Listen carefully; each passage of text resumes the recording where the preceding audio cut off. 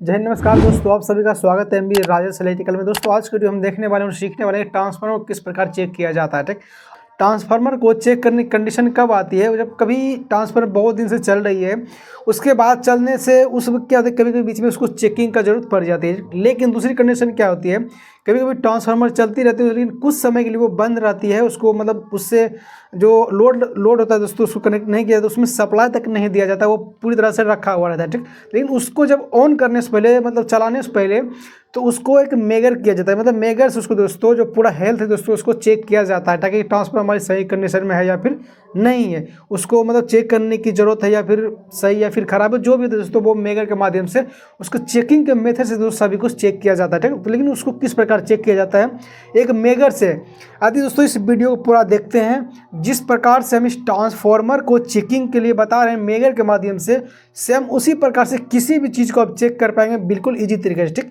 तो दोस्तों बिना देर के वीडियो को स्टार्ट करेंगे, आपको लेके चलेंगे आपके टॉपिक की ओर। दोस्तों एग्जांपल आप समझ सकते हैं, हमारे पास में ये मेगर है, लेकिन मेगर का दोस्तों क्या है वो इमेज हमारे पास में मेगर है ही नहीं, क्योंकि मेगर का जो इमेज है दोस्तों वो हम वीडियो के ऊपर में लगा देंगे, वो आप देख सकते हैं मेगर किस प्रकार रहती है। ठीक, लेकिन यदि कभी हमारे पास में आती है तो उसके ऊपर आपको प्रैक्टिकली वीडियो दोस्तों बहुत सारे बनाने वाले, बहुत कुछ को चेक करके यदि आएगी तो। ठीक, लेकिन फिलहाल आपको समझ सकता है कि ये मेगर, लेकिन यहाँ पे ये मेगर है नहीं, आपको समझाने के लिए हम अपना हिसाब से दोस्तों आपको समझाने के लिए बता रहे। ठीक, तो मेगर में सेम दोस्तों इस प्रकार से दो पिन होती है, लेकिन वहाँ पे जो एनालॉग है दोस्तों उसको उसमें हैंडल वाला होती है, हैंडल जितना घुमाएंगे उतनी वोल्टेज जनरेट होती है।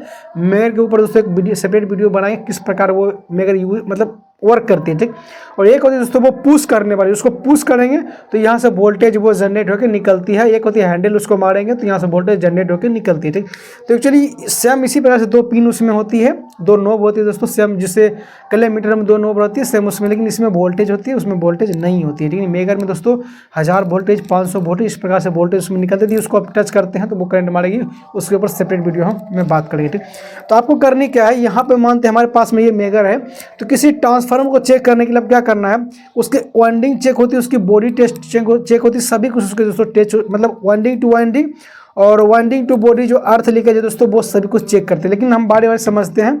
तो आपको करनी क्या है, इसे ये दो वाइंडिंग है दोस्तों, सबसे पहले मेयर को यूज करने से पहले इन दोनों को आपको इस प्रकार सटा के उसके बाद यहाँ पे चेक करना है।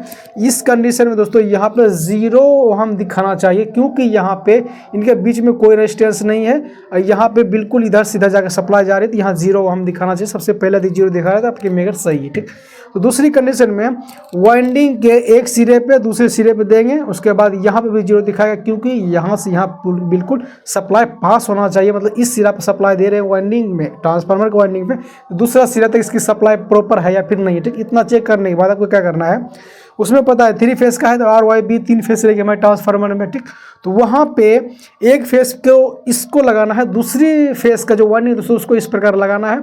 उसके बाद यहाँ पे एक मतलब वहाँ पे डिजिटल मीटर लगा रहेगा वो मेगर के ऊपर, तो वहाँ पे सभी कुछ शो होने वाला। ठीक, उसके बाद इसको लगा के यहाँ पे एक पुश बटन को प्रेस करेंगे तो यहाँ पे वोल्टेज शो करेगा। ठीक, वोल्टेज यहाँ पे ओहम शो करेगा। ठीक, तो यहाँ पे क्या होगा, जब इसको पुश करेंगे लगा के तो जितना ज़्यादा दोस्तों रेजिस्टेंस यहाँ मतलब ओहम दिखाएगा, उतना इन दोनों के बीच जो रजिस्टर थी इंसुलेशन है दोस्तों जिसे आप बोलते हैं वो बहुत अच्छी है। मतलब उस कंडीशन में क्या होगा, इन दोनों के बीच में कभी शॉर्ट सर्किट नहीं हो सकता, क्योंकि इसका जो ओहम है दोस्तों बहुत हाई ओहम है। ठीक, तो इस प्रकार से आप R से Y में चेक करेंगे, फिर R से दोस्तों B में चेक करेंगे, सेम उसी प्रकार से, मतलब कि R के सिरा पे एक को इसको रखना है और Y के सिरा पे इसको रखना है। उसके बाद क्या करना है, आपको जो मेगर में पुश बटन वाली है दोस्तों उसको पुश को प्रेस करना है।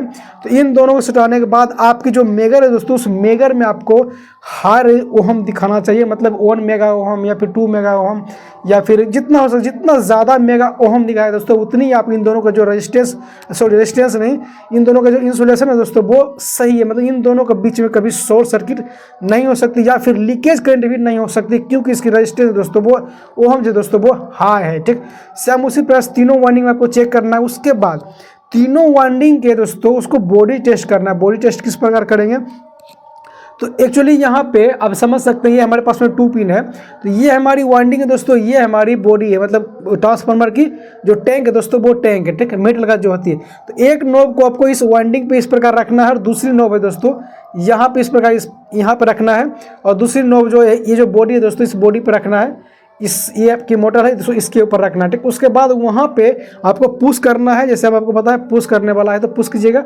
उसके बाद इन दोनों के बीच में यदि रजिस्टेंस दोस्तों हम दोस्तों कम दिखा रहा है तो उस कंडीशन हो सकता है यदि ट्रांसफार्मर में यदि आप सप्लाई देंगे तो ये बॉडी में दोस्तों सप्लाई आने का चांस बना रहेगा, क्योंकि यहाँ पे जो ओहम है दोस्तों बहुत कम दिखा रहा है, ठीक। लेकिन वहीं पर हम बॉडी में टच कर रहे हैं और जब हम वोल्टेज को वहाँ पे दे रहे हैं तो इन दोनों के बीच में दोस्तों बहुत ज़्यादा ओहम दिखा रहा है। तो उस कंडीशन में क्या होगा कि यहाँ पर हम इस पिन में सप्लाई देते हैं तो ये बॉडी में दोस्तों सप्लाई नहीं है, क्योंकि इन दोनों के बीच में जो ओहम है दोस्तों वो बहुत ज़्यादा है, ठीक। और बहुत ज़्यादा होने में क्या होगा, इससे इसमें करंट फ्लो नहीं हो सकता है। लेकिन यदि वहीं पे कम रहेगा तो यहाँ सप्लाई यदि हम देंगे 2 पिन में तो यहाँ पे सप्लाई आ सकती है। कभी कभी यदि आप देखेंगे दोस्तों ये 2 पिन की, तो इसमें क्या जब ये गीली रहेगा ना तो इसको टच करके इसे डालेंगे पिन में, जैसे ही ये दोनों पिन दोस्तों इस सॉकेट में इसको लगाएंगे तो एक झनझनाहट जैसा लगता है दोस्तों, क्योंकि करंट लगता है। उसमें क्या होता है जब ये सूखी रहती है इसको किसी प्रकार से पर आप डालेंगे तो शॉक नहीं लगता, क्योंकि इसका जो रजिस्टेंस है दोस्तों इनके और इनके बीच में जो रजिस्टेंस है वो रजिस्टेंस बहुत हाई है, और हाई होने की वजह से यहाँ का जो करंट है दोस्तों वो इसके बॉडी में फ्लो नहीं हो सकता है। वहीं पर इसको गीली करने के बाद इसका रजिस्टेंस लो हो जाती है, और लो होने के बाद यहाँ पे सप्लाई आती है तो वो सप्लाई इसकी बॉडी में दोस्तों प्लास्टिक में भी फ्लो होने लगती है।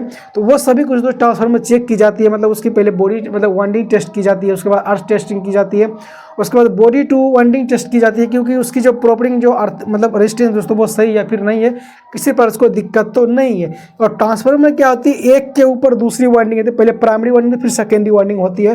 तो इस प्रकार से भी चेक किया जाता है प्राइमरी वाइंडिंग और सेकेंडरी वाइंडिंग के बीच में कि इन दोनों वाइंडिंग के बीच में यदि सप्लाई देंगे तो कहीं सटने का जरूरत मतलब दोनों सट तो नहीं सकता, क्योंकि इसका करंट इसमें फ्लो तो नहीं हो सकता। यदि ऐसा होगा क्या होगा आपको पता है कि सप्लाई जब हम इनपुट में देते हैं 11 kV हमको आउटपुट में 220 या फिर 440 वोल्टेज मिलती है। यदि इस कंडीशन में इन दोनों में टच हो जाएगा तो बहुत सारा प्रॉब्लम देखने को मिल सकती है दोस्तों। इसके लिए क्या होगा ट्रांसफार्मर को जब रखा हुआ ट्रांसफार्मर को चेक करना बहुत जरूरी होता है, और इसी प्रकार से चेक किया जाता है दोस्तों। तो दोस्तों उम्मीद करता हूँ कि इस वीडियो जरूर आपको कुछ सीखने को मिलेगा, ट्रांसफार्मर किस प्रकार चेक किया जाता है, तो कुछ भी आपको सीखने को मिला है दोस्तों। यदि वीडियो अच्छी लगी तो वीडियो को लाइक कीजिए, चैनल को सब्सक्राइब कीजिए दोस्तों। आज की वीडियो में इतना, मिलते हैं किसी नेक्स्ट वीडियो किसी नेक्स्ट वीडियो तक के लिए जय हिंद।